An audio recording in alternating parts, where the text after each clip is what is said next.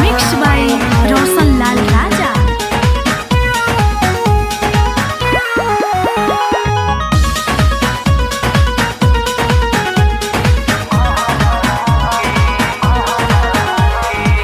मानिए नहीं ये मानिए साली। अच्छा। अब की लगन मेरा चले तू शादी।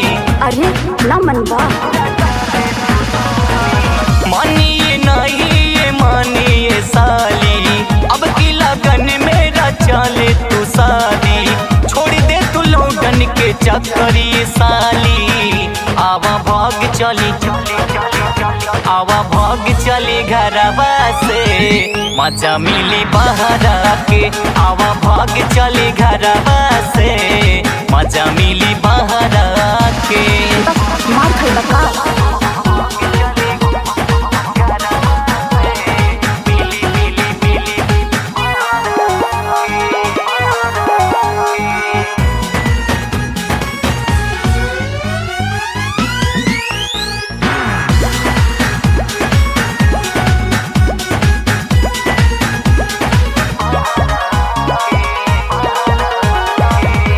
तोहरा के पता नहीं खे जीजू इहे बात हो, तब बोले के भागा तारा हमारा के साथ हो।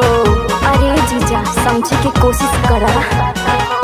तोहरा के पता नहीं खे जीजू इहे बात हो, तब बोले के भागा तारा हमारा के साथ हो।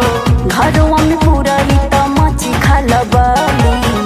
आवा भाग चली आवा भाग चली घरवा से मजा मिली बहरा के। आवा भाग चली घरवा से मजा मिली बहरा के।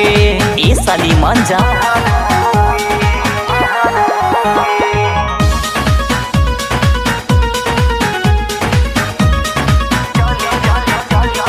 सुना जीजा जितेंद्र तू बुझ परेशानी।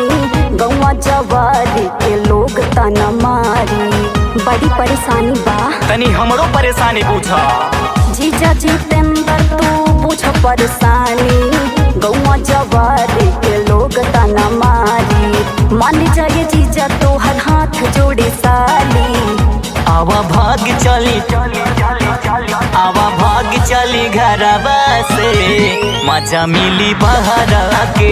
आवा भाग चली घरवा से मजा मिली बहरा के। अरे चल ना हो।